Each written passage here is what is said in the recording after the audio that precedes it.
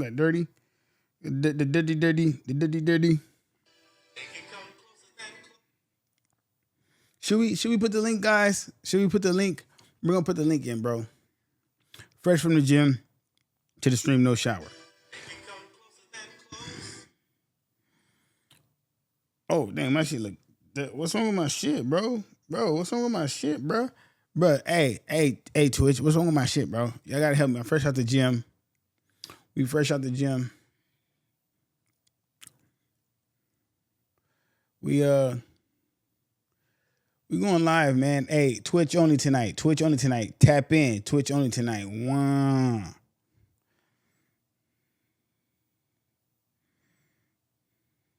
Now we gotta do Twitch. We gotta get them the link, Twitch, because they don't be knowing the link, Twitch. So we only on Twitch tonight. Because they'll come, oh, I don't know the link, and then you gotta give them the link. So we're gonna give them the link. Here we go. This is going to my story, right?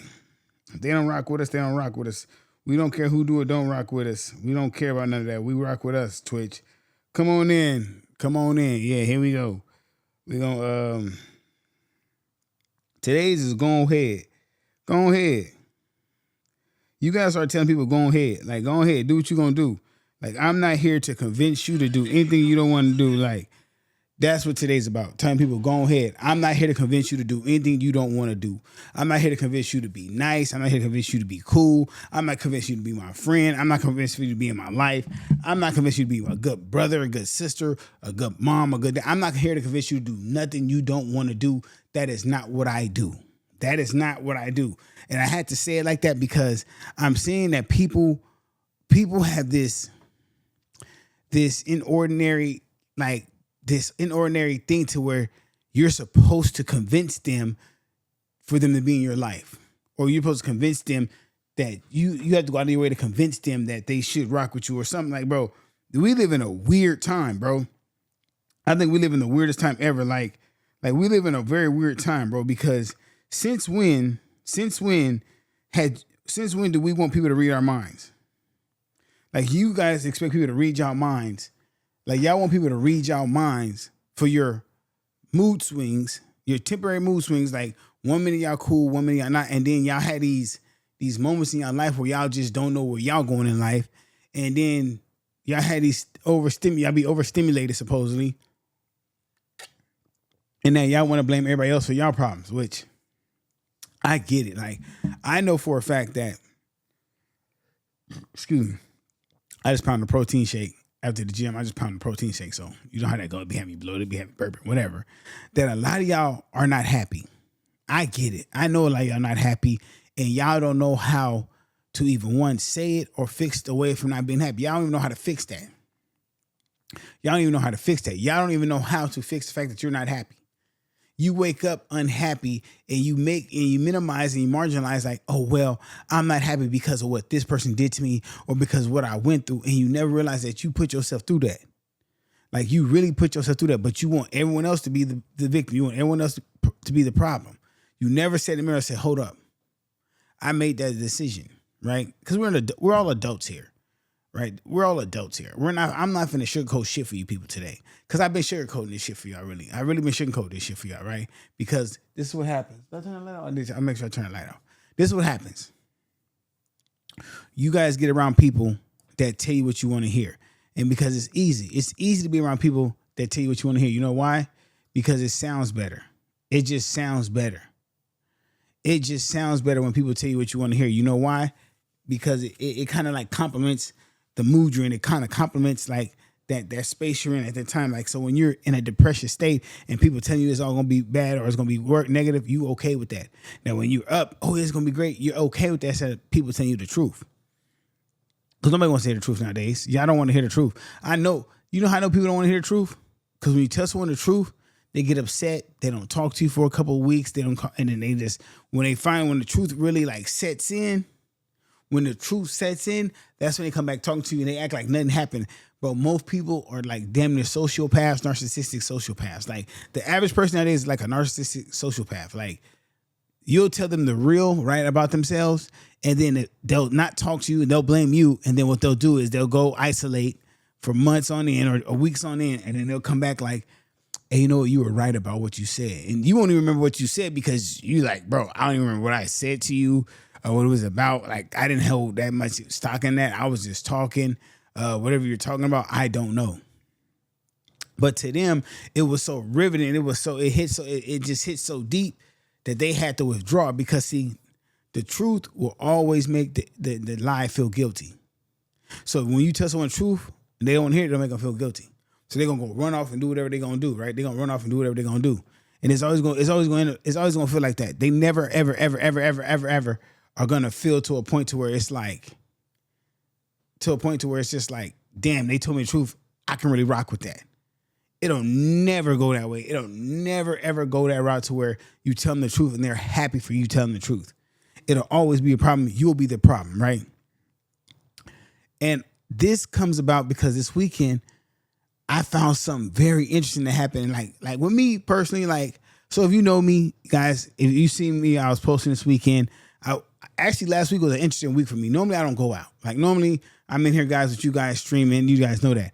Last week, I took it on the road. You know, we was in the strip club Tuesday. Then Saturday, we was out at the club. Actually, Saturday was actually a very busy day for me. So let me run you through my Saturday, which is very interesting, right? So Saturday was my niece's 8th birthday, so we went to Universal Studios. So we're in Universal Studios from like 7 a.m. to like 3 p.m. After I leave Universal Studios, I go to Marathon Burger because I want to go to Marathon Burger, get a vegan burger. Never been there, so I go to Marathon Burger. From Marathon Burger, I go home real quick, change, whatever. Then I go to the Julian Marley concert in Garden Grove with some friends. After the Julian Marley concert, I go down to Chaco's in downtown Fullerton with some friends. So from 7 a.m. to 2 a.m., I'm outside. Normally, I wouldn't do that. But I have been cooped up. I've been here with you guys. I love being here with you guys. Don't ever get it wrong. But I was just like, at what point are you going to enjoy life? You can't just sit here and say, I'm enjoying life. It's just, you're lying to yourself. You want to go out and have fun, right? I can admit that. I'm not going to sit there and lie to you guys. Well, I never go out. I'm never going to go out. I'm not going to go out. No, I'm going to go out, have fun. I'm going to enjoy life. I'm going to make memories. I'm not the type to sit here and lie to you and say, I'm not going to do something knowing I'm going to do it. I'm going to tell you I don't do it. I lie. I'm going to do it when I do it. You know what I'm saying? So I found out that people don't really have this leadership quality about them. Now, what I mean that leadership quality, now I want to say this. I want to preface this by saying this. Everyone's not born a leader. That's a fact. That's a fictitious thing, right? Everyone's not born a leader. Leadership is cultivated. Leadership is groomed. Leadership can be groomed, right? But when it comes to being a leader and understanding this is when you set your mind to do something that you really want to do and not what someone else wants you to do, that separates you from a following leader. And what I mean by that is this. I don't drink or smoke or do drugs. I just don't. We went out Saturday night. We're in the VIP. It's me and just my boy. It's like 8 females with us. They taking shots of tequila. These are some very nice looking young ladies. Oh, you don't drink? No, I don't drink. You don't drink? No, I don't drink. They can't persuade me to drink just because they look at they bad and we trying to enjoy the night. They can't persuade me. Why? Because I'm locked into what I do. That's the difference between me and some of y'all. No one can persuade me to do something I don't want to do. You know what I'm saying? Yes, sir. Yes, sir. Appreciate it. Yes, sir. Yes, sir.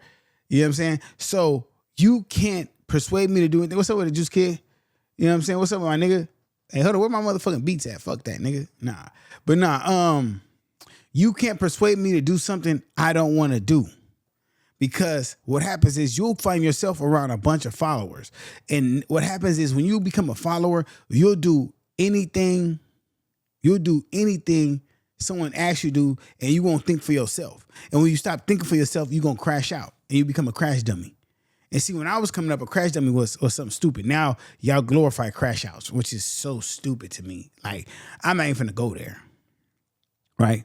But when I see someone tell me, and I'm sorry, I hold people to their words. I'm sorry. I'm one of them type of people. I guess I might be old-fashioned. I might be a relic of the past. I hold you to your word. If you tell me something, I'm going to hold you to your word.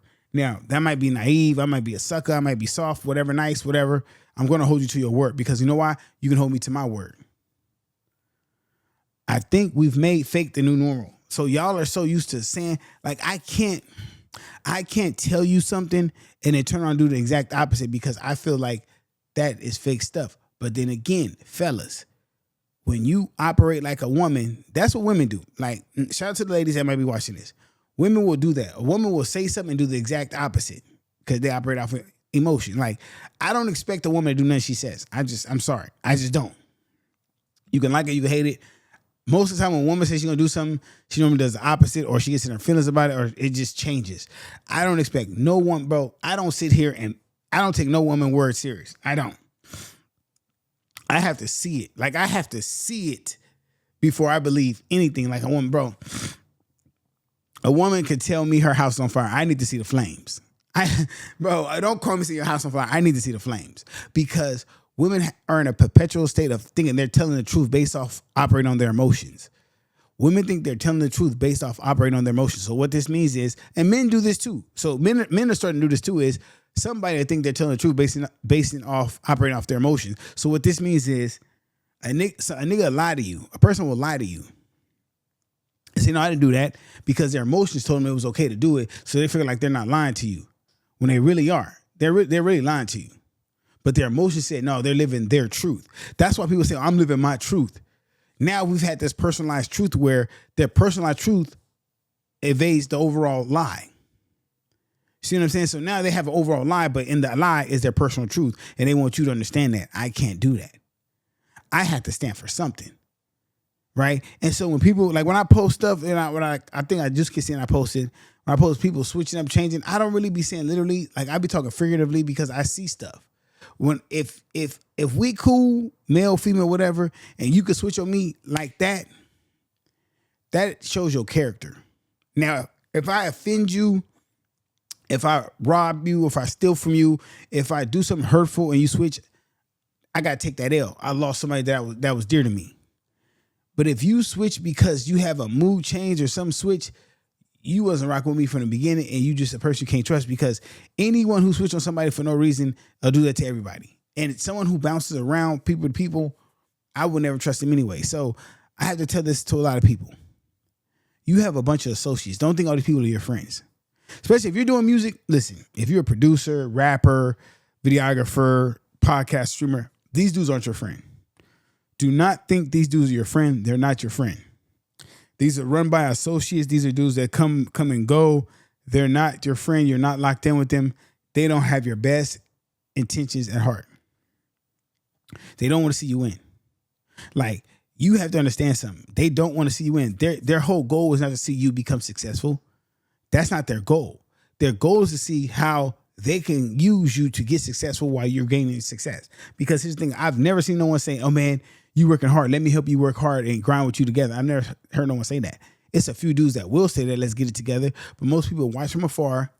They give you the minimal support. And then when you go blow up, oh man, I knew you was going to make it, man, bro. Listen, bro, literally, I was out somewhere and somebody was telling me how they used to perform with J Taj and J Taj this. And I was just like, cool, like dope. Like, I didn't think nothing of it really. I was just like, that's cool. Like, that's dope. I never really heard the dude's name that much, but I was like, okay, cool. That's dope. You have to be mindful of those who are with you from the beginning. A lot of us forget about those who was with us at the beginning because it doesn't feel good. See, when you with the ones who was there from the beginning, it don't feel the same with the newbies. See, when you with the niggas that you been with from the beginning, y'all ain't got to pat each other on the back. Y'all ain't got to tell each other's love because you just know it. So when y'all don't talk for a week or two, y'all still good. So when y'all see each other, it's still love. Y'all feel it when y'all together. But the newbies that come around, they be gassing you up. Nigga, you the hardest. Nigga, nobody fucking with you. And you be like, yeah.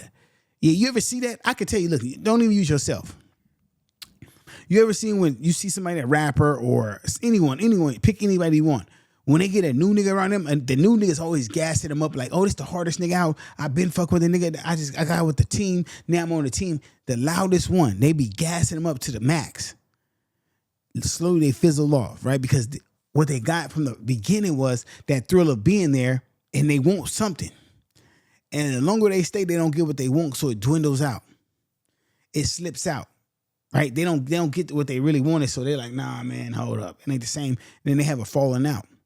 Anyone who click hops does that, right? I've never clicked hop. Always been 8182, me and DJ Red Rum. Now you affiliate yourself with other things, you want to see if things work, you have to. That's business. That's networking. I don't care what you say. You cannot isolate yourself. If you isolate yourself, that's bad for business. You will fall off. That is, you cannot isolate yourself on a desert island with a bunch of walls. You will fall off. Anything you do, it takes a network. It takes a friend. It takes a friend network. It takes an associate network to grow in anything you do, right? I say that to say this. Like in prison, right? In prison, you can't go in prison by yourself, especially in California prison. California prison, you can't go in prison by yourself. I'm just keeping it with you. I could be the toughest nigga out here. California prison, you can't go in there by yourself. You're gonna have to be with someone. Now, if you're not an affiliate, you're gonna have to pick a city. You're gonna go with someone. You're gonna have to be affiliated with something. That's life. You're gonna have to be affiliated. You just can't, like, you could try to do this thing solo. Like, I've tried to do this solo, bro. It don't. Excuse me. Oh, damn. It don't work. Yeah, my bad. It don't work. It don't work. You could try to do this shit solo. You could try your best and say, hey, look it, man. I don't need nobody. I got this. I'm this. It ain't gonna work. It ain't gonna work. The top athletes, Michael Phelps, yeah, he swam by himself, but he had trainers. He had swim coaches. He had a team. Everyone has a team, bro. They just have a team that believes in them more than anybody else. But I've always had a team. You might just see me, but I've always had a team. I've always had a team behind me, bro. Like, even with this content shit, bro, a lot of shit I post, is somebody send me some shit. It's a team of people sending me shit, team of people telling me what to talk about. It's not just me. I just don't get lucky and pick a lot of this content. I don't get lucky and talk about this shit. It's a team of people sending me shit. It's always a team. Don't get caught up in your own ego thinking you can do it by yourself. Don't let that shit seep into your head, bro. Don't let it seep inside your head, because you'll be a victim of your own success. See, how you become a victim of your own success is believing it's just you who did that. Not God, not your team, not your people. It's just you. Not the people who made, not the consumer, not the customer, not the fans. It was all you. You did it because you're just that good. No. Don't let your ego consume you, bro. Your ego will consume you and it will make you implode inside, bro. I've been there. I can't speak for all rappers, but I think everybody's a little egotistical. Everyone believes that they're the best at whatever they do, and you're supposed to. But it comes a time where you sit back and say, damn, oh boy better than me. Okay, that person better than me, but I got this. Like, yeah. Like, when you hear them doing music, damn, I'm tired. That was at gym. That was at cardio at the gym. Go to, hey, look, go to the gym. Bird, bitch, I'd rather die in the gym. I don't know, I just like saying bird, bitch, I'd rather die. Anyway, when I was doing music, bro, I had this massive ego. I had to, because everything was against me. When I did music, everything was against me. Like, everything was against me when I did music. I came home in 2017. I was going to be 35, and that's like an age like, you're gonna rap at 35, bro. You're fucking old and trash. Ain't nobody trying to hear that shit. So I had to have a chip on my shoulder and an ego to say I'm better than everyone else. I just didn't look 35, right? And so that was a benefit to me. I had a young look. I had a young voice. I didn't even sound like this because I didn't start sounding like this until after I got real sick. So my voice kind of changed when I got real sick. I had a lighter voice. But with that being said, I had an ego, bro, because I felt like I had to prove to myself that I was that good and show everybody else who I thought I was. So I was operating out of an ego saying, I'm going to prove myself. I'm going to prove this. I'm going to prove that. And then it was also, I'm going to prove that I've changed my life and this community stuff. So I was doing a lot of proving to people that I didn't need to. I made a post, bro. I had a post that I shared, bro, that when I seen this post, bro, this post made so much sense, bro. It really had me sitting back looking at my phone like, damn, God must wanted me to see this post. And it says, when you that nigga, you ignore the niggas that ain't. It said, when you that nigga, you ignore niggas that ain't. And I thought about that. I was like, that's right. When you that nigga, you ignore niggas that ain't. And that's when I realized why I started doing that. When I don't address certain shit. When niggas say certain shit, do certain shit, I don't address it no more. I be like, bro, I'm him. Like, you're coming. If you have more than me, more followers, more people on your page, you're doing more stuff, and you're attacking me, I'm that nigga. If you have more than me and you're copying me, all of a sudden you're streaming, all of a sudden you're podcasting, all of a sudden you have a setup like this and a mic, I'm that nigga. So I don't address shit. I don't say shit. I have my little jokes. I do that. I don't talk about nothing. Bro, I'm that nigga. So it's cool. Like, I get it. I get it, because anyone with a bigger platform that chooses to say something to me, bro, you're a goofy. And that's fine. Like, I'm okay with that. Like, and that's no one specific, right? I'm just saying that how that post just made me understand something so much, so simple, was like, damn. And that's for anyone. If you out there, if you feel like you him, you don't worry about them dudes who ain't him, because everybody's not him, bro. Everybody's not that nigga. Everybody's not that man. Everybody don't have that caliber of masculinity, that persona to say, hey, look, this is how I operate. And I'm going to tell you how you know if you that nigga, if you that him. Do people follow you? Do people come to you for advice? When you move, do people move the same way? Do people rely on you? Can you be trustworthy? See, being that nigga is not something that happens overnight. It's years of hurt, pain, growth, destruction. It takes a whole lot to be there. It just don't happen. Like, them niggas that, I was a nigga at 22. No, you weren't. You ain't been through enough. Niggas have to look to you and see something different than what they went through. They have to see change. They have to say, like, damn, okay, bro made it out. Like, okay, yeah, he cool. Like, a lot of dudes, like, I get it. It's a young nigga nation. I get it. I respect that 100%. But if they can't look to you for a certain level of respect, then you're not that nigga. When a young nigga look at you like a homie, bro, like if a young nigga look at you like y'all on the same level, you're not that nigga. A young nigga supposed to look at you like an OG, like an older head, like an unk, like yo, that's unk, that's the big homie. Like, that's somebody they look up or strive to be. If they're not looking at that, then you're goofy. You know why they don't look at a lot of y'all like that? Because a lot of y'all don't give them no information, no jewels, no nothing to get out of their situation they in right now. All they know is the same shit y'all been telling them. Oh, we gonna be in the hood, we gonna do this. Like, them, like, a lot of people like the shit, but they don't want to be in that shit forever. They know better. Like, they know niggas ain't dumb. But when you got niggas damn near 50 trying to be still active and be that nigga, like that type of nigga, with young niggas, they're like, bro, you're a fucking loser. Like, if I was a YN right now, and a YN is, what is YN, like 14 to what, 21? Is that a YN right now? 14 to 21? If I was a YN right now, right? And a nigga my age is trying to hang with us, like not hang with us just like on party shit, like, but it really in the trenches, like on the block. I'm like, bro, you're a loser. Bro, you're a fucking loser. You're hanging up, bro. We're supposed to be out here. Where you, bro? You're not even supposed to, bro. Shouldn't you like be doing a business or like at work or like doing some family stuff, bro? Why are you here? Like, you're supposed to bump into a YN when you're with your family, like out and about, like, oh, that's the little homies. Are y'all cool? Y'all cool out. You're not supposed to be chilling with them wearing shiesty masks and track suits. Bro, no, that's goofy, bro. That to me, I could be wrong. I know some of y'all think like, hey, that's cool. When you still got niggas, don't get me wrong, bro. I get that some niggas stay active to however they long stay active. But what I'm gonna point out to you, I'm gonna point something out to you. The same way y'all look at Whack, Big U, 600, all these dudes on the internet, these old niggas who be looking goofy when they be gang banging on the internet and they be doing the clout chasing shit. That's how them niggas look at you when you do that, bro. Why don't I be on here like, oh, bro, I can articulate myself pretty good, so I don't have to really come across like that. When I hear people over enunciating with the ghetto slang and the colloquialism when they're really trying to like add the extra on the twang on it, like, I just be like, bro, you don't really talk like that. I know how you really talk. You kind of low key sound like me, but you're trying to sound a certain way so people can buy this gangster image that you're selling. Because a lot of people sell this gangster image. I know you guys are selling the gangster image. It's cool. I get it. Hey, do you, P? I understand. But you can tell when a nigga is selling a gangster image, because when they get around certain females, the vernacular change. Because you know my vernacular is spectacular. You feel me? Get yours with your mouth closed. You know what I'm saying? Just a little bit of this, a little bit. Nah, I'm just kidding. But nah, people will switch it up. And you'll see where they really lie with this. And the reason I say it like that is this.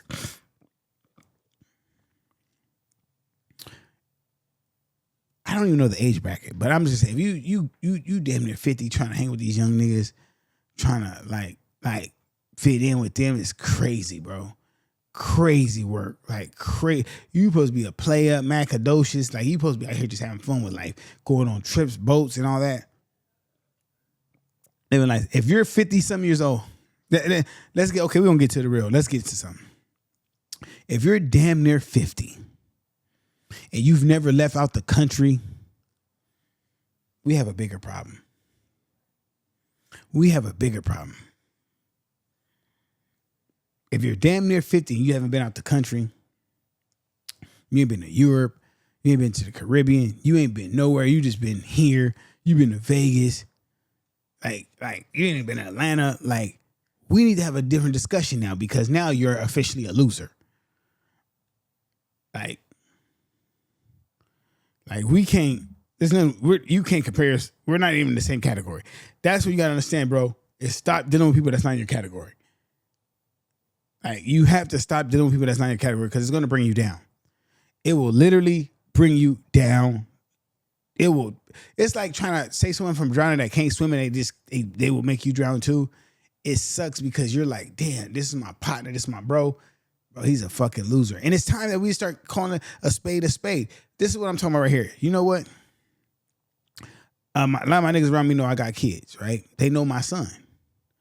If I was a bum dad and my son was like, man, y'all niggas over there thinking about Maserati, all this, and they don't even take care of his kids. That nigga's a bum nigga. You niggas would be, nigga, I would be getting roasted online. If I was like a full-fledged bum dad, like I'm talking about a bum dad, not an asshole psychopathic like dad, like not an asshole dad, but a bum dad. You guys would be roasting me, right? Like, oh, this nigga trying to tell people this and that, but he can't take care of his own kids. I'd be roasted because that's what you're supposed to do.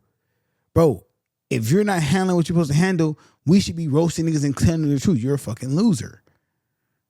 Now, I get that things happen. Like, people fall, like, you ain't gonna, nobody rise to the top forever. Now, you're not always gonna be on, right? Things happen. I get that, right? Hey, P, I'm not always on. Everybody mess up, right? But what I'm saying here is we have to be more, we got to hold people accountable more. Like a loser is a loser, bro. We got to pull people aside. Like here's what I'm talking about. I'm gonna tell you right here. Let's get deep into this. I have friends that I've lost that were on drugs that I didn't know, bro. I'm sorry. I'm sorry. I'm not a drugologist where I could tell if someone's using a certain particular drug. I just know if someone's smoking crack or speed. That's the only thing I know. I don't know what other. I never knew how fentanyl affected people. It wasn't big. I was locked up when fentanyl became a thing, and I never knew no one who messed around with it. I just don't know. That's not my expertise. I'm gonna keep 100 with you, bro. I can rap about it. I can drop a line because it rhymes. I've never really dealt with fentanyl, bro. That's not my thing, right? That's not my generation. But if you are a person letting your homie do fentanyl, you and him are losers. I'm just gonna keep it real. Like if you are okay with that, and here's what I'm saying about a lot of these women. Now, this is why I be talking to you, some of you fellas, about these women. These women are in relationships with dudes who do drugs, fentanyl, meth, coke, pills, syrup, a gang of weed. I like to go hard on people who smoke weed, but I'm not gonna go hard on people who smoke weed. But there's actually studies about this, but I'm not gonna go hard on people who smoke weed. I'm gonna back up off that one. I'm gonna back up off it and put my cup down, Tanqueray Carnegie, toe down now. I'm gonna back up off it. But what I'm gonna say is, any woman, and I've been in these situations, so I'm not picking on nobody in particular. Any woman who will sit there and watch you as a man destroy yourself destroy your discipline, your structure by doing drugs, and watch you go to the lowest version of yourself is a loser, bro. I want you to think about that, bro. Any woman who will watch you go to the lowest version of yourself as you destroy your masculinity, you destroy your discipline, your structure as a man. And don't say like, nah, I can't do that. Like, bro, I always had this. I had this movie idea, right? I always had this movie idea where people who know me, if you've known me my whole life, I've been blessed to always been up, right? So I got great teeth, great skin, all this, right? And I was like, if I had a movie idea, it would be me looking smoked out, teeth missing, skinny sucked up, picked out face, right? Somebody making fun of me, like, oh, look at this smoked out. Look at this smoked out ass nigga. Look at this smoked out ass nigga. You know what I'm saying? Look at this smoked out ass nigga. And then someone tell a story about, no, this nigga used to be that nigga. So he got hooked on drugs and his shit spun out out of control because that's the story we have. But I wanted to make it like really like riveting, like about like he rapped and what he went through and then this and that. And it's even though it's fictitious, but I always thought about that, bro. Like because when I seen OG niggas and I got locked up, they used to tell me their story. I was like, man, I wonder how his story like was he really that dude? Because it can happen to any one of us, bro. Like, and I'm not talking about just going to do drugs because I'm partying, bro. I could lose a child, or I can get an accident, get hooked on fentanyl or whatever, and it goes downhill and it's bad like that. But I would never. You can't be in my circle and be on drugs, bro. Bro, like Juice Kid. Like, if Juice Kid is still on, bro, I'm so proud of Juice Kid. He don't smoke weed no more, bro. I used to be like, bro, used to smoke weed, and he's on here. I'm so proud of him not smoking weed no more, bro. I'm pretty sure he's just as proud as me, bro, not drinking and doing all the other stuff no more, bro. Because the nigga, I feel I have a responsibility. I feel like I have a responsibility because of the niggas who look to me for leadership, look for me for guidance. The people in my community, the people who see me, that's like, bro, if he do it, what he on, we trying to be on. So when I started traveling, my niggas started traveling. When I started doing community, my niggas started going to school. And when I see my niggas doing what I'm doing in the positive light, I feel I have a responsibility to keep that going. So no, I can't be out here drinking and doing drugs and doing crazy. I'm not finna do that to myself. Plus, I look better. I look younger, bro. I'm what they say, aging backwards, but I have a clear mind. Bro, I couldn't stream when I was drinking this. I've been here like, man, hey, fuck it, man. We just streaming, chief. I don't give a fuck, chief. That's what would have happened. You know what I'm saying? But I think I say that to say this like this, right? Is the fact that I don't want losers around me. I'm sorry. You know what I'm saying? I don't want losers around me. You can have losers around you. I don't want losers around me. I want winners. I want grinders. I want ambitious people around me. I want people who want to go to the next level. At work today, right? At my job, right? At my job, I was cool. I mean, when I first got hired, they liked me. They're like, he was smart, right? And then I had some problems, right? I had a few problems, right? And it was like some problems. I'm gonna tell you right now, I can be petty. Like, I can be like supremely petty, and I had some problems at work, right? And I'm gonna tell y'all, you know what? I'm gonna be so transparent with y'all. I'm gonna be I'm gonna tell you what happened at work, and I'm gonna tell you how everything transpired and how I got to where I'm at right now. Because it's been like about a year. Actually, it'll be a year come in 2 days, right? It'll be actually a year in 2 days. So I had some coworkers, right? We were all cool. We're like in this group text. We're cool, right? And me and this one particular coworker, like we were like kind of cool. We would talk, but you know, like I guess you could say life flirting, but nothing serious, like cool, just like cool though, right? But you know how office work is, right? So we cool. And one day I'm having lunch, bro. I mean some Waba grilled tofu, and it's me, my black partner, and two white dudes. We're just talking in a corner. It's like a guy corner. We're in a guy corner, and she just walks out the door and says, "I'm gonna let you guys have your guy conversation." I'm like, okay. She stops, doubles back and say, "No, little boy conversation." So I'm like, now, before I finish the story, I gotta preface this with saying this. I say this. It's two things I have a problem with. It's calling me the B word, a bitch, and calling me a boy. The reason why I don't like people calling me a bitch, because I'm not one, but I've gotten over that. The reason I don't like no one calling me a boy is I grew up in Texas. I'm from San Antonio, Texas. And that's how racist people put you in your place. That's how white people say, stay in your place, boy. Especially coming from a non-black person. So that is something I don't deal with. Do not call me a boy. I don't like that. Do not call me a boy, right? Especially when I'm a full-grown man out here. I've been through too much. So when she called me, she said having a little boy conversation, that triggered something like, hold up. So I'm like, nah, I didn't hear what she said. So I get up. I'm like, hey, I go out there. I'm like, what you call me? She's like, what? Say it louder. I'm like, I said, what did you just call me? She goes, say it with your chest. Now she's playing with me. I'm like, girl. I said, what'd you just say? She goes, nothing. And she pushed by me on my side. I'm like, okay. So now I'm steaming because I know what you said. You know what you said. We supposed to be friends. We supposed to be cool like this. Now you playing with me. You see I'm upset, but it's you and your homegirl playing. So I'm so upset right now, bro. So I asked to go home. I go home, bro. I'm steaming, bro. I'm like, why am I so mad? Because I'm so triggered. Because this is why I'm so triggered at this point. Because no grown man would tell me this. Bro, when men talk, we know that there's a threat of violence, so we wouldn't disrespect each other because of the threat of violence. I'm noticing women nowadays say what they want to say behind the guise of being protected as a woman. So when she calls me the boy, right? I'm livid, bro. I'm mad. So I'm like, you know what? I said, let me calm down.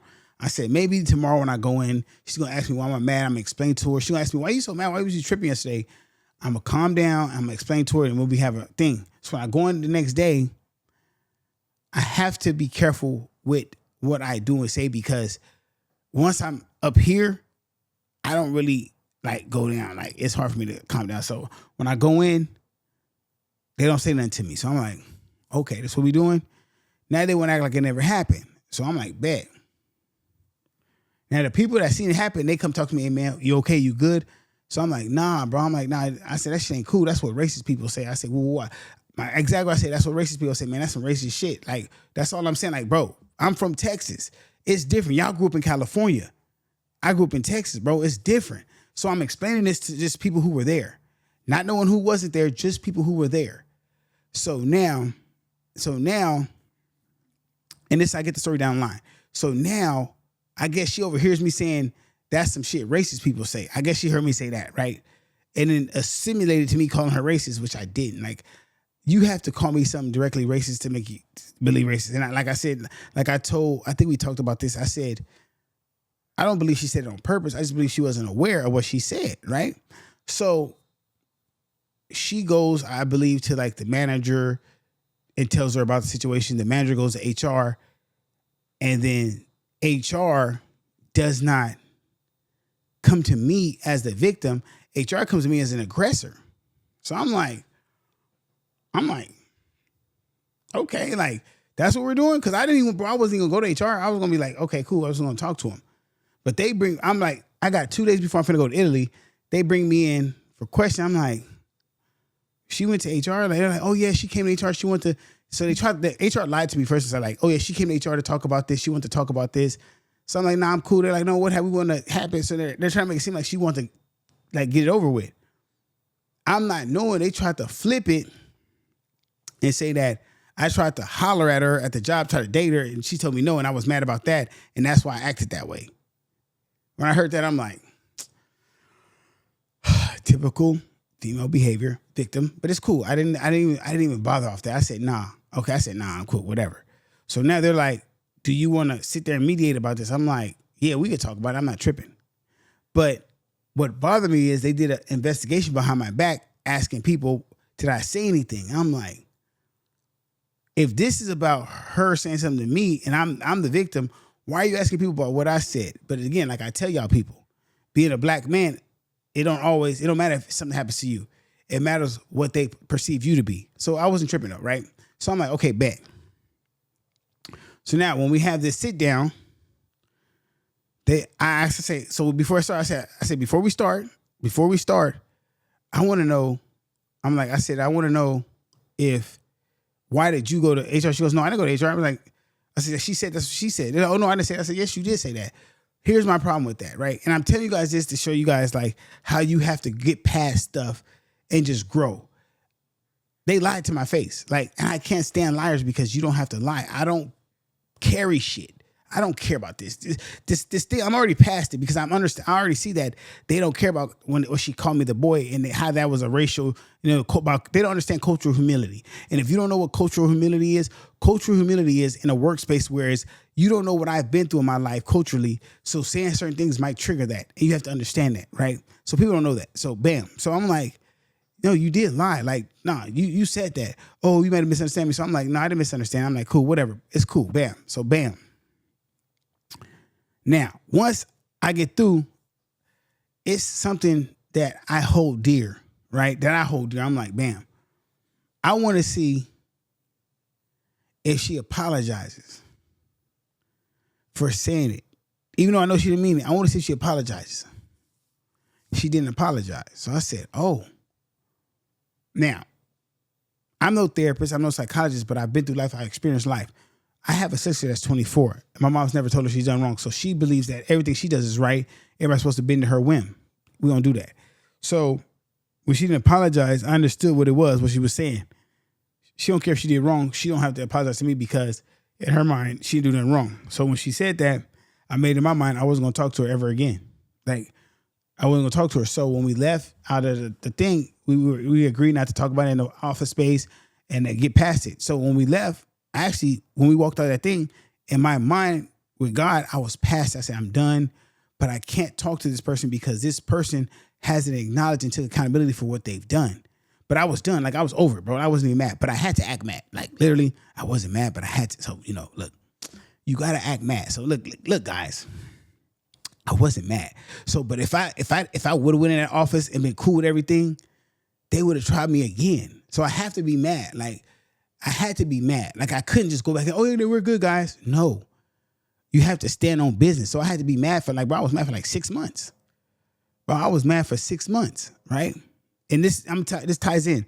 So now I'm just doing regular work, right? I'm just working. I'm just there. I'm thinking about leaving. I'm going to do interviews at other places. I'm filling out applications because I'm really not feeling it. I'm like, bro, I'm doing a bullshit job y'all got me doing. And I'm watching my counterparts, my coworkers just doing average job. I'm like, man, hold up. So I'm like, you know what? I'm going to switch positions and do the job they do, and I'm going to do it better than them, and I'm going to embarrass them. Not in a bad way. Not in a bad way, but I told myself, I'm going to get the job that they do. I'm going to do so good that it's going to kill them with kindness, that I'm going to do my job so good with no training. I don't want them to train me. I've been watching them for the last 6 months, what they're doing wrong, how they're not creating systems, how they're not doing leadership, how they're not doing their job, how they're not executing, how they're not prioritizing, how their workflow, their productivity is just not there. And I'm not knocking them because they have it, but I'm seeing, because I know, bro, I'm very analytical. I went to school, so I'm like, bro, I know how to create the workflow. And I knew once I got in the position that they would be disdained by me being in a position, that they wouldn't even come for me for help until it was too late. And I've already separated myself, right? So I'm like, okay, bet. I get the new position with them, right? Now, they don't want to show me nothing. Cool. One thing I have that God has given me the power of is I can watch you from afar and learn how to do what you do. You ain't got to tell me. So as I start learning, I'm learning. But as I start learning, God softens my heart. So I'm back cool. But it's 6-8 months down the line now, right? So now it's too late. I'm taking off. My numbers are high. I'm the highest performer. I'm right there.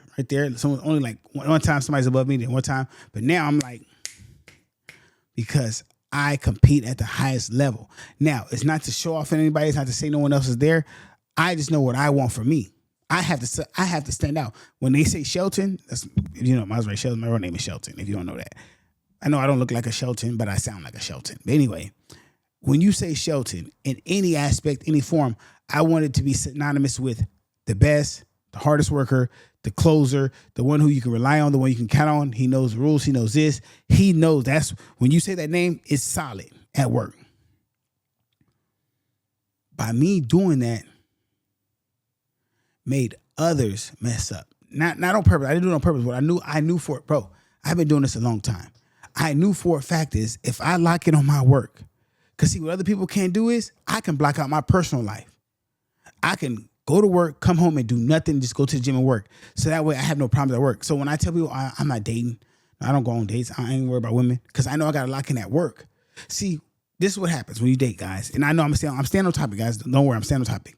When you date, whether it be if you're a female dating a man, if a man dating a female, whatever you date, it's your choice. You're not going to be able to focus on work because you're thinking about that person. You're thinking about seeing that person. You think about how you feel about that person. You want to text them while you're working. You want to see them. You want to stay up late and talk to them. You're not locked in on what the work is, right? And you think, well, I don't want work to consume my life. It has to consume your life. Because if you can't work for someone like that, you can't work for yourself like that. I can tell you that right now, bro. When I do certain work with people, they're like, damn, this dude works. And my clients know that, bro. When I go out when I see my clients and the other clients, they're like, hey man, you the top one out here. That does something for me. I don't care about nobody else. I don't care what no one says about behind my back. Bro, you don't think they talk behind my back? Yes, they do. Oh, he think he know everything. He thinks he's the best. Yes, I know they say that, bro. Do I care? No. You know why? Results speak louder than my big mouth. Results speak louder than my arrogance and my cockiness. It's the results. When you have results, can't nobody tell you nothing. Mamba mentality. I'm shooting 30,000 jumpers a day, baby. Because when I'm in that game, I'm going to close out. So that's the difference. But also, I'll tell you this. It's not fair I have a head start. I got an MBA. Most of them don't have degrees. And not saying that makes me better. It just means that I learned when I was getting my MBA certain things that just helps you work. Bro, an MBA teaches you accounting, operations, business, like a lot all in one.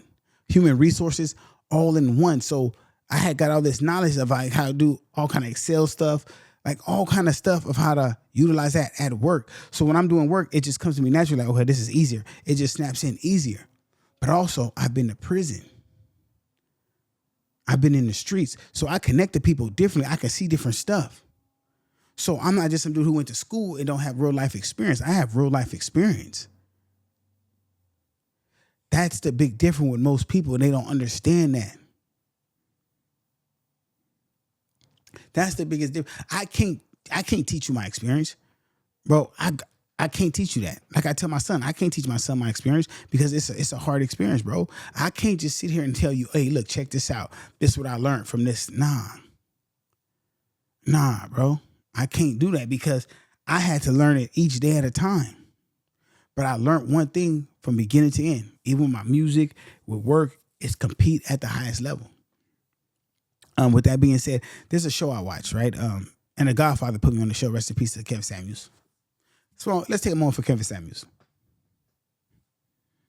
Shout out. Okay, anyway. It's a show called Suits. It's on Netflix. Some of you guys might have seen it. I'm late to it. But Harvey competes at the highest level. He has to win. He only wins. I have to have a win mindset. When I like even with this, when we're doing content, when I'm going back and forth with the old boy, when I'm doing music, I know I have to win. So I don't play. I have to win. And I always do because I'm not playing to lose. I'm not playing this game of life to lose, bro. You know, it's a moment with my team, right? And I had a team. I got a team, right? Yeah. If y'all know, they always with me. The team it's shrunk about a couple people because a couple people did some foul shit, but we keep the solid team. The core of the team is the same. Me, DJ Red Rum, Juice Kid, Travis Chase. It's some core people. Like that's like the core. We got a couple more. I forgot. Like it's core people, right? That we keep with. Sab, my boy G Wiz.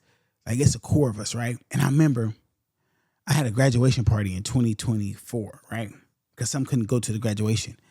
And I wanted to show them that I appreciated them, but I didn't know how to do it. Like I was like, man, how can I do it? And I was like, what could I do to show them that, look, I want to toast to our achievements. Like, and I remember like I had bought Bel Air before, I had bought Moet before, but I never had bought Cristal. I said, Cristal. I said, damn, like, most niggas can't say they pop Cristal with they niggas. Cristal and tequila, like, Cristal. I said, I'm gonna go get some Cristal and I'm gonna drink with my niggas. My niggas that's been there through all this, like, through my music, through me almost dying, through the music, through me moving, like, stay solid, even with me beefing with, bro, they could have tapped out a long time ago. But you know how many times I get into it with people, bro, and I'd be like, nah, we ain't fucking with them. We going full fledged. They be like, all right, fuck it. You ain't fucking with them. I ain't fucking with them. Like, bro, they could literally be like, bro, you trip too much. Like, bro, you're tripping too much. They there 100%. So I said, bro, that's the least I could do, right? And that's what you have to do. Is have to understand when you compete at the highest level, is understanding who your team is and treating them accordingly. Now, we've had a couple of dudes that was in our inner circle do some fuck shit. I ain't gonna say what, but you have to assess too, because you'll have dudes in your circle, right? And you'll be like, damn, just like, it'll be a close, like we had a close nigga in our circle, bro. And he did something to where I couldn't even, like, I can't tell y'all, but like, it really made me just have to be like, damn. I really can't fuck with him like I want to. Like, it hurt me because this was my nigga. Like, it's days I miss, bro. Like, damn, I be like, damn, I want to hit, bro, but I can't. Like, I just can't hit, bro. Like, because it'll go against everything I believe in and everything I stand for. And that supersedes my feelings of hanging with bro. Right? And so a lot of y'all won't get that. A lot of y'all won't understand that. That might go over your head, but you have to understand that if you don't stand for something, you'll fall for anything. And before I do that, and my team look at me like a sucker, like, man, hold up. I was right. We expect you at least, like, I expect me to hold on to that. Like, if one of my buddies start talking back to him, I expect that they could do that. I can't do that. And I wouldn't get mad at them. I would understand, like, I get that. But I have to hold still and be like, nah, I can't. Because they look to me for some type of leadership, bro. And when you say that, when you hold that responsibility of leadership, it ain't easy, bro. It's not easy. I wake up every day with that on my shoulders. That, bro, do you understand that there's been times where I risked my leadership, bro, because of other people's mistakes? Because I had to step up for other people's mistakes. And now I'm sitting here like, this ain't it. This ain't P. That if this goes south, the disappointment people would have in me. Like shout out to Janet Kirkley from SES Management, the one who does the Garden Amp and who did the observatory. I seen her Saturday and she was just telling me how proud she was of me. Like, to me, them interactions mean a lot, because when someone tell me they're proud of me from my transition from the streets to music to what I'm doing now, business and community service, that means a lot to me, because that wasn't easy, bro. That wasn't easy. It took a whole lot of competing at the highest level, believing in me, and having a solid team. Like, we overlooked 2020. A lot of us in the OC overlooked 2020. Shit, I do too sometimes. But then I go look at pictures, I'm like, damn, my niggas really used to come out and support me. They really was out there supporting me. Like, nah, nigga, you out there, we out there. Those days you have to sit back and remember sometime, bro. You have to remember who supports you when you needed it the most. So when you're competing and you win, who do you really rock with? So go ahead, let the other ones fall off. That's why it's called go ahead stream. Man, let them other people fall off, bro. Let them fall off, bro. Like, we don't, bro. Bye.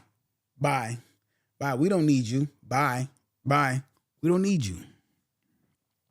I don't want a bunch of fake people around me. I want a few solid ones. So while y'all got all them people, fake people around you, I want a few solid ones. Give me 3-4 solid ones. Y'all can have 20 fake ones. Because when the dust settles and clears, I know who's gonna be there. And to me, that's all that matters. Like, I'm not some big, I need this and that. I'm not that type of dude. I've never been that type of dude. I think if you know me, I've been the same way. Asshole-ish, straight to the point, like, fun, joke. Like, it might seem like I don't joke, but like, I joke. I joke around, I play. A lot, no. Excuse me. Tricks for kids. I don't got time for that. But as you grow older and then you go more mature, you understand that I just can't come on here every time. Oh, yeah, that's funny. Nah, this ain't that. Like, when I do Slim and Maserati, yeah, we joke, we have a good time. That's what that's for. But every time I come on here, I'm not finna get on here and crack a joke, make you laugh. I'm not finna. That's not the type of nigga I am. Sorry, Jack. Wrong podcast, wrong stream. Sometimes you got to hear the real shit that you need to hear, because that shit matters. You need that shit to get you through life, because everybody's going through life on their own freeway and they're trying not to crash. They swerving through, they dodging fuck niggas like potholes in Jamaica, right? We're trying to make a way out of nothing. So a lot of us are capping like we got it, but we don't. We all been there, bro. I do it too, because we are so ashamed. Hold up, yeah. We're trying our best to put up this facade like we got it, because we don't want nobody to say we don't got it. It used to be a time where it was okay to say we didn't have it. Now we don't want nobody to know we don't have it, because we have to live up to this image. I don't always got it. But guess what? You'll never know, because I act the same with it as I do without it. See, that's the key. if you could act the same with it as you do without it, no one will ever know where you at with it. Like when I see dudes post their money, their bank account, I be like, I understand posting money when you're at the club because that's what you pulled out for the night. That's what you got. That's cool. But when I see dudes post how much they really have, like their bank account, like how much they got, and they really show their net worth, I'd be like, he needs validation. Like he's not happy. He needs validation from us in the world to tell him, yes, you're wealthy. Yes, you're rich. Yes, you're somebody. I never needed that. Like, when I see dudes make these emotional posts and they say, oh, this, that, bro, you want us to hold you, nigga? You want to hug, nigga? Like, what the fuck do you want us to do? Like, what do you really want us to do? Like, what? Like, what do you want us, like, somebody tell me. When you make these emotional posts, what I'm supposed to do? Hug you niggas, tell you it's going to be okay, pat your back, burp you. Bro, get tough, bro. It's life. Shit gonna happen. See, the difference between me and most dudes that went to prison, I never thought it was a rough day. It was never a rough day. It was just another day. Because I knew what I signed up for. I didn't cry about it. I didn't complain about, oh, I'm in prison. No. I always told myself, nigga, I can't wait to get out. I'm finna go up. Bro, ask anyone who was in there with me, bro. That's why niggas loved me in there. They're like, this nigga's never mad. This nigga is always happy. He enjoying it. He's serious, but he enjoying it. Bro, I'd call back, bro. I'll call home. Yeah, I'm good. Because I knew, bro, that it's up here. If you can't control this up here, you destined to fail. And drink water, you goofy. Drink water, you goofy. Weirdos. Weird ass nigga. Nah. But we almost closing out this show, man. Listen, I want to thank y'all for coming today, man. What I want to say, man. Hey. I was something I want to tell y'all exclusively. Oh, that's what I want to tell y'all, man. Listen. I'm gonna be doing speaking events. I gotta work on my speaking. So look, I had a situation that really exposed me. I got exposed, guys. So I'm gonna tell the truth. I'm gonna be transparent. I got exposed, right?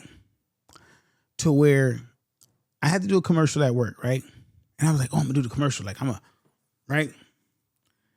And they had it on a teleprompter, right? And I'm like, teleprompter? I'm like, okay. Bro, I couldn't read the teleprompter. Like, I can read, bro. I can pull a book out right now and read, bro. Hold on. Just say I know I can read. Let's pick, I can read, bro. I can read, bro. Let's pick, I'll pick this book. I can read. Look, I can read. Let's get that out the way. I can read. Hold on. Only 3 nuclear reactors have come online in the, I'm joking. I can read. See, I'm not supposed to be joking with y'all, but nah. See, I joke sometimes, but no, for real. Look, I can read. Only 3 nuclear reactors have come online in the United States over the past 3 decades, partly because the horrors of the 3 Mile Island, I don't know how to say that. That's some Japanese shit. Left an endurable impression on the generation. While nuclear disasters are intolerable, it is also important to the balance of memory of lessons these disasters against new, safer. Bro, I don't know what that is. But you see, I read too fast. So I read too fast, right? So you see, this certainly applies here, as a nuclear is still the cleanest, densest form of energy known to man. From a technology perspective, many of the reactors, as you say, are using decades-old technology, and the accidents that occur were all relics of history. To be fair, we must look at today's technology safety standards to judge nuclear. This is well-known modular reactors. Some come into play. After decades of innovation, experts believe that the SMRs hold great promise. So I read too fast. I've always read fast. I don't know why. I don't know. It feels like I'm rushing, but I read too fast, right? So as I'm doing the commercial, I'm reading too fast, right? Put that book back. So as I'm doing the commercial, I'm reading too fast, right? So I'm like, fuck. And as you can tell, that's why I can't like type up a show like with ChatGPT and do a show and then read it right here on you guys. I have to just like do my own show how I do it, because I'll talk too fast when I'm reading. So I have to do it just like this.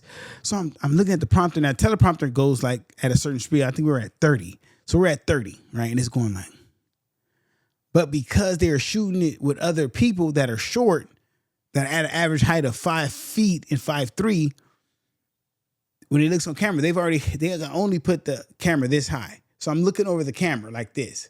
I'm like, so I got to read down without looking down. So I got to kind of like wait till the letters come to the top of the screen and read it like that. So I got to read the change, and I got to look straight and not look down. I'm like, bro, this is crazy. But it exposed something with me that if I plan on doing public speaking and motivational speaking and having scripted out speeches and reading teleprompters on a set time, I have to work on my speaking and reading off a teleprompter and speaking in front of people. So how does one do that? Because you guys are like, well, you speak pretty good here. You know, you speak fast sometimes, or you speak pretty clear. You pronunciate your words pretty good. I have to go to Toastmasters. Toastmasters is probably one of the biggest national speaking places that help you speak in front of people. I'm also going to start practicing here at home. Also, I'm having another podcast. I'm starting a debate podcast with a friend of mine, my boy Matt Contreras. We're going to start a debate podcast where we're going to debate certain issues. We're going to go back and forth on that. That's also going to help me. But reading more gets you there, but I got to learn how to breathe and slow down when I'm reading. And that's going to take work because I've never really done that. And so I'm okay that because I'm living that for the challenge. That's the challenge I can't wait to like undergo. Like that is a challenge that I'm so ready for. And that's the new thing because we will be trying to attack the second half of this year with more motivational speakings and things of that nature, because I would like to start a group, a mentor group. I know this show kind of veered off a little bit because we were having fun with the content, but I didn't want to lose you guys. So that's why I made sure tonight's show was very serious and very intentional of what the content was about. I think that when we do that, it helps you guys stay focused on where we are. And I guess it gets back to the reason this show even exists is to better everyone, especially men, and to give us a perspective based on my experience in life, right? It's my experience. Like I said, it's not the know-all. I don't know everything. I know a few things. But I'm happy to share them with you. Thinking about adding a call-in line so you guys can call in and you guys can hear some stuff. Start putting a call-in line at the bottom, like you can call in. I don't know how that's going to work, but maybe put like a little phone number, like to call in and talk about some stuff, hear guests, like, you know. But as we close out the night, I want to say this, man. Thank y'all for arriving in here, hanging out with me. Normally I'd be on Instagram, but they only want to see me when I got like bullshit cracking. Like they don't want to hear when I'm doing like all this positive stuff and trying to help you guys. But what I will say is, shout out to y'all, man. What I'm gonna do, I'm gonna holler at y'all, and y'all hold on. I almost forgot, guys. We gotta play some music before we leave. We always gotta play some music before we leave. And we always play Maserati. We're on this like Maserati kick right now. And I didn't realize, like, so we left a lot of music untouched. Oh yeah, I want to play this song. Oh yeah, we're gonna play this song, right? This is DJ Red. This is one of DJ Red Rum's favorite songs, but I had to take this song down because the producer was like, "Hey, that was my beat, and you're gonna pay me for it." And I'm not paying for a beat that everybody got, but we're gonna play this song. So where is it? Let's go to. I gotta find it in my files. It's in my files somewhere. Hold on. Nope, it's here.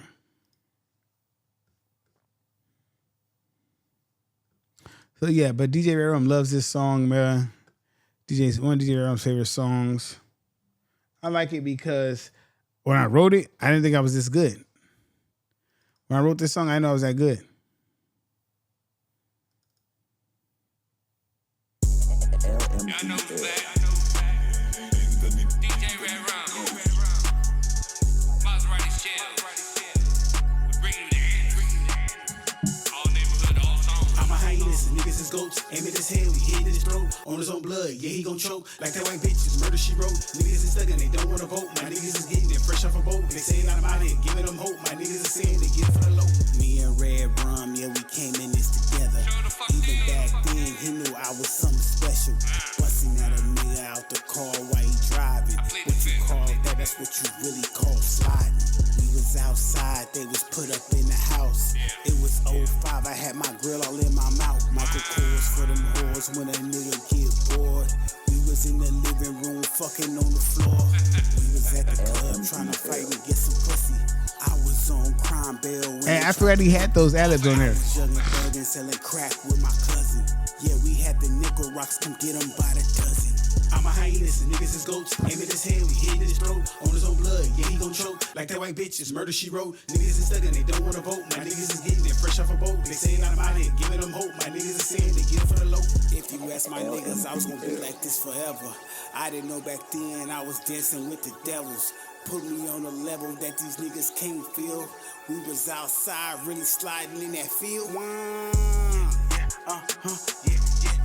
Roses everywhere like we forgot to take the trash out. Junkie smoking on that glass dick until they pass out. Took my bottom bitch place and we turned it to a trap house. All you ever heard was J's knocking at the door. Once they get a hit, yeah, you know they need some more. I couldn't leave the streets alone, it felt like I'm addicted. Little short, fat nigga standing on that business. I'm a hyenas, and niggas is goats. Aim at his head, we hitting his throat. On his own blood, yeah, he gon' choke. Like that white bitch, it's murder she wrote. Niggas is stuck and they don't wanna vote. My niggas is getting it fresh off a boat. They saying I'm out here, giving them hope. My niggas is saying they get it for the low. I'm a hyenas, and niggas is goats. Aim at his head, we hitting his throat. On his own blood, yeah, he gon' choke. Like that white bitch, it's murder she wrote. Niggas is stuck and they don't wanna vote. My niggas is getting it fresh off a boat. They saying I'm out here, giving them hope. My niggas is saying they get it for the low.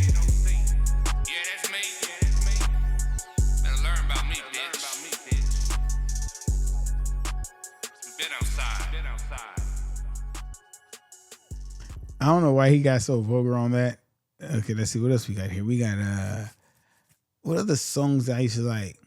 You know, this used to be one of my favorite songs too. On this actually gets played a lot on Apple. Not even knowing like you got both street smoke. I actually produced this song, wrote it, mixed it. Yeah, everything. You are. I feel like you are. But yeah. I hear the demons calling. I gotta pay for this ballin'.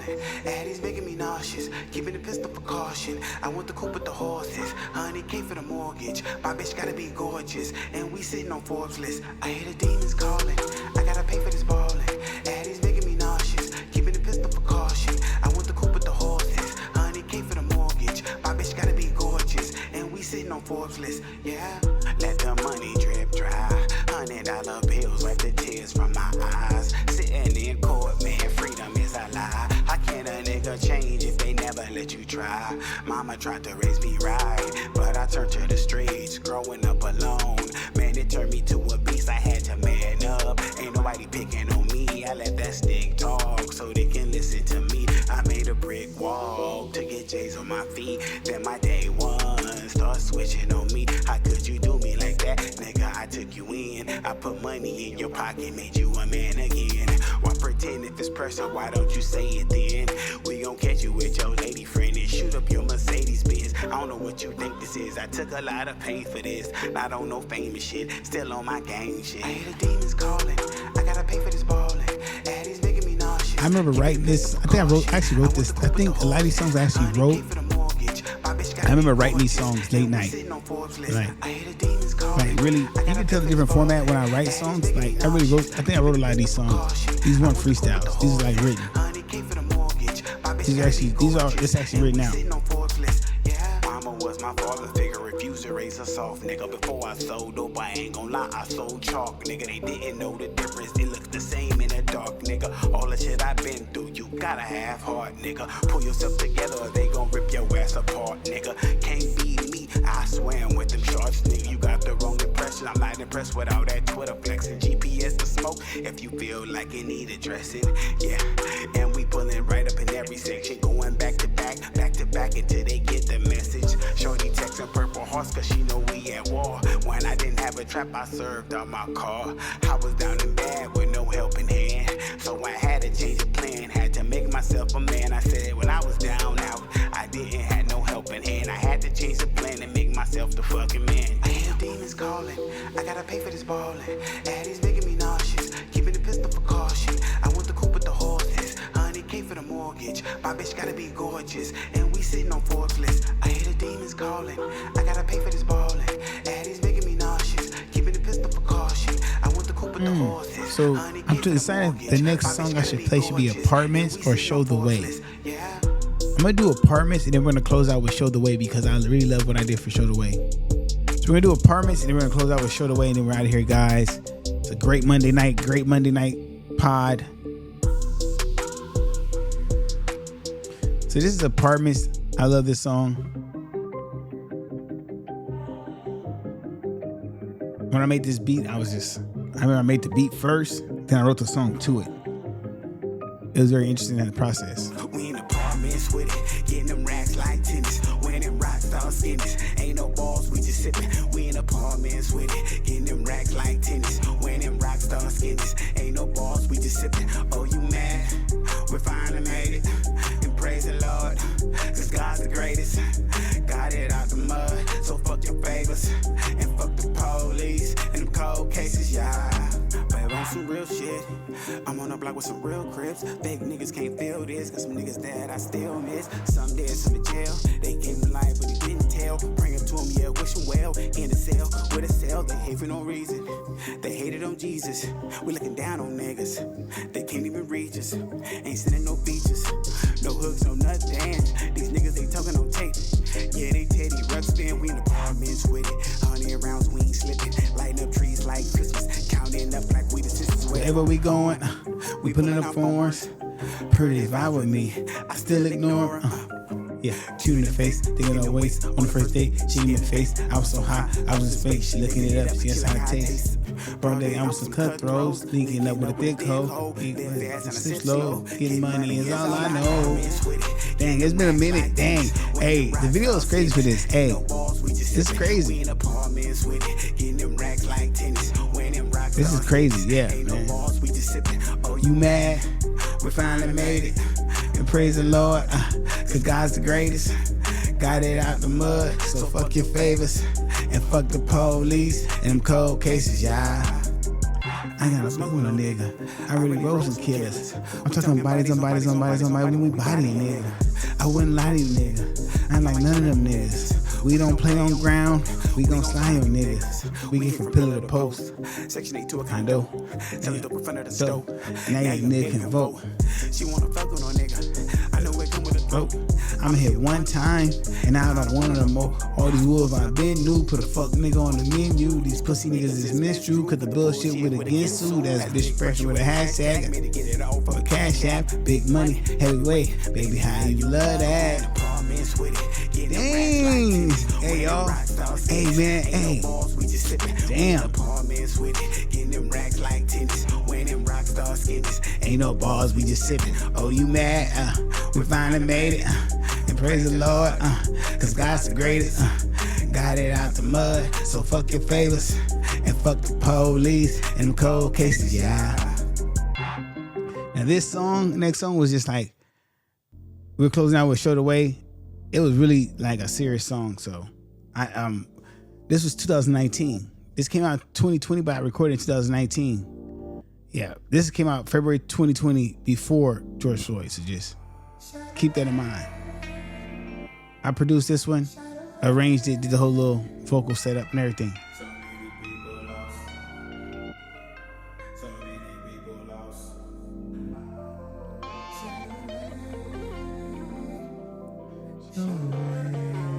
Show the way.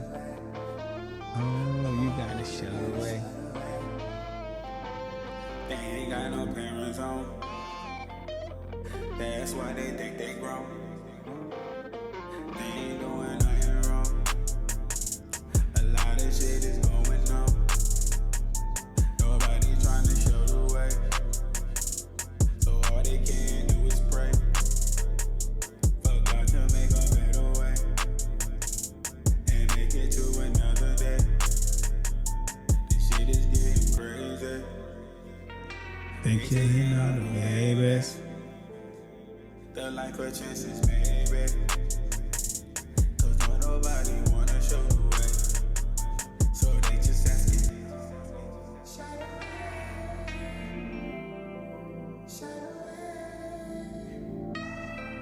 many people lost.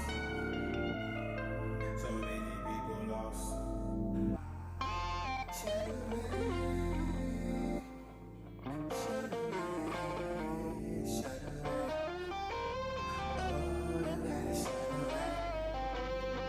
They kill us or they lock us up. Cause they don't even care about us. Oh yeah. They telling us lies. They do it all the time. Mama working 9 to 5. See the pain all in her eye. My sister got a child. Oh, she running wild. Niggas locked up in a cage. Bottled up in on that rage. Praying to come home one day. But they don't know what to say. So they asking.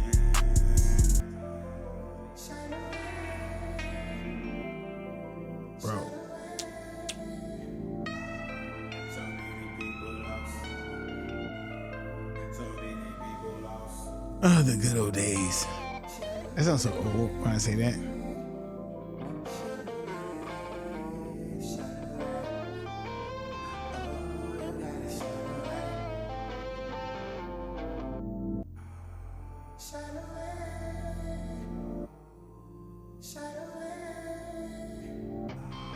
So many people lost. So many people lost.